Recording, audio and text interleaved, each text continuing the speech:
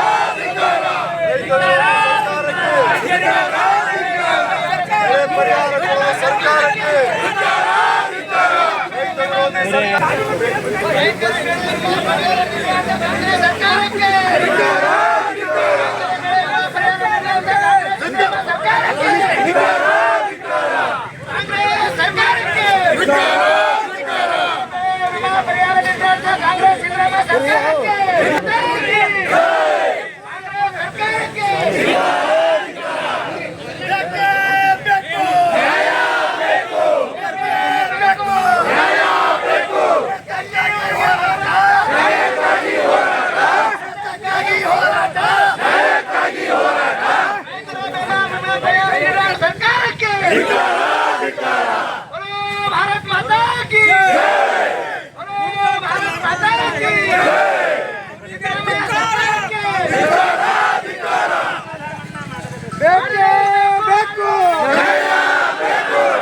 ಕಲಬುರಗಿ ಗ್ರಾಮೀಣ ಮಂಡಲ ವತಿಯಿಂದ ಕಮಲಾಪುರಿನಲ್ಲಿ ಈ ಕಾಂಗ್ರೆಸ್ ಸರ್ಕಾರಿನ ವಿರುದ್ಧ ರೈತರ ಇವತ್ತು ಯಾಕೆ ಕಷ್ಟದಲ್ಲಿರ ಅಂತಕ್ಕಂಥದ್ದು ಕೂಡ ಇವತ್ತು ಆಲ್ರೆಡಿ ರಾಜ್ಯ ಸರ್ಕಾರನೂ ಗೊತ್ತಿದೆ ಮತ್ತು ಜಿಲ್ಲಾದಲ್ಲಿ ಎಲ್ಲ ಕಡೆ ಗೊತ್ತಿದ್ದಂಥ ವಿಷಯ. ಹಿಂದೆ ನಡೆದಂಥ ಸರ್ಕಾರದಲ್ಲಿ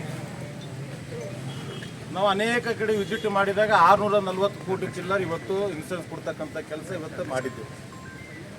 ನಾನು ಬೆಳಗಾವಿ ಅಧಿವೇಶನದಲ್ಲಿ ಇದ್ದಂಥ ಸಂದರ್ಭದಲ್ಲಿ ಮತ್ತು ಬೆಂಗಳೂರಲ್ಲಿ ನಡೆದಂಥ ಅಧಿವೇಶನ ಸಂದರ್ಭದಲ್ಲಿ ಸರ್ಕಾರ ಗಮನ ತಂದದಾಗೆ 600 ಚಿಲ್ಲರ್ ಕೋಟಿ ಕೊಡ್ತಕ್ಕಂಥ ಕೆಲಸ ಮಾಡ್ತೀವಿ ಅಂತಕ್ಕಂಥ ಕೂಡ ಹೇಳಿದರು. ಅದು ತಕ್ಕಂತೆ 300 ಚಿಲ್ಲರ್ ಕೋಟಿ ಬಿಡುಗಡೆ ಕೂಡ ಸರ್ಕಾರ ಮಾಡಿದೆ.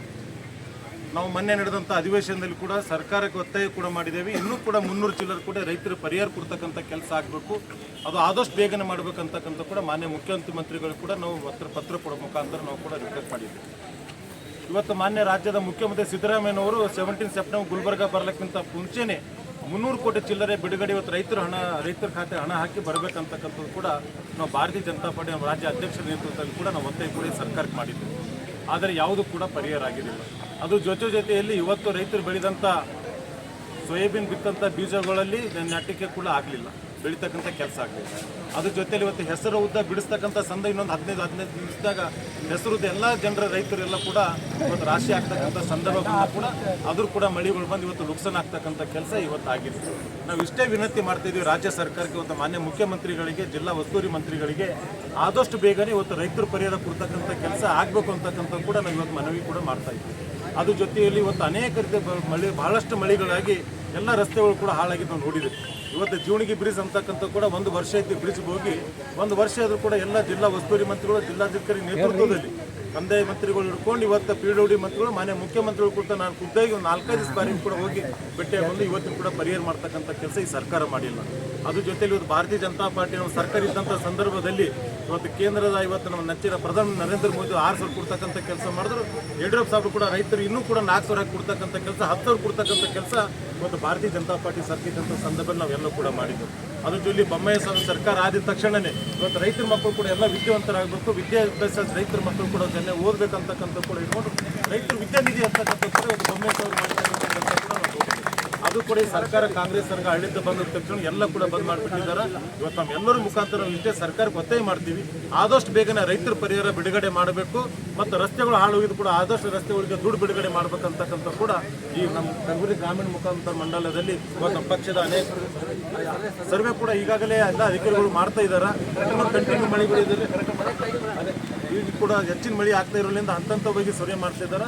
ನಮ್ಮ ಮುಖಾಂತರ ಇಷ್ಟೇ ರಿಕ್ವೆಸ್ಟ್ ಮಾಡ್ತಕ್ಕಂಥದ್ದು, ಎಲ್ಲ ಸರ್ವೆ ನಂಬರ್ಗಳು ಎಲ್ಲ ರೈತರು ಕೂಡ ನೀವು ಖುದ್ದಾಗಿ ವಿಸಿಟ್ ಮಾಡಿ ಎಲ್ಲರಿಗೂ ಪರಿಹಾರ ಕೊಡ್ತಕ್ಕಂಥ ಕೆಲಸ ನಿಮ್ಮ ಮುಖಾಂತರ ಆಗಬೇಕು ಅಂತಕ್ಕಂಥದ್ದು ಕೂಡ ನಾನು ಒತ್ತಾಯ ಮಾಡ್ತಾ ಇದ್ದೀನಿ. ನಮ್ಮ ಭಾರತೀಯ ಜನತಾ ಪಾರ್ಟಿದ ಮುಖಂಡರ ಎಲ್ಲ ಅನೇಕ ಪಕ್ಷ ಹಿರಿಯ ಮುಖಂಡರು ಭಾಗವಹಿಸಿದ್ದಾರೆ. ಸಮಯ ಜಾಸ್ತಿ ತಗೊಳ್ಳೋದು ಆದಷ್ಟು ಬೇಗನೆ ಮಾತಾಡಿ ಮುಗಿಸ್ತಾ ಇದ್ದೀನಿ. ನಮ್ಮ ಮುಖಾಂತರ ಆದಷ್ಟು ಬೇಗನೆ ಸರ್ಕಾರಕ್ಕೆ ಒತ್ತಾಯ ಮಾಡಿ ರೈತರ ಪರಿಹಾರ ಬಿಡುಗಡೆ ಮಾಡಬೇಕಂತಕ್ಕಂಥ ಕೂಡ ನಿಮ್ಮ ಮುಖಾಂತರ ಹೇಳಕ್ಕೆ ನಾನು ಬಯಸ್ತಾ ಇದ್ದೀನಿ.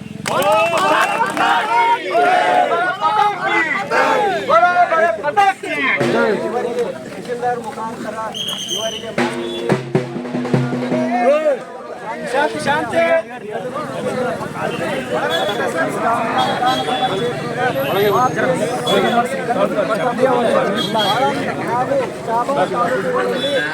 ಭಾರತೀಯ ಜನತಾ ಪಾರ್ಟಿ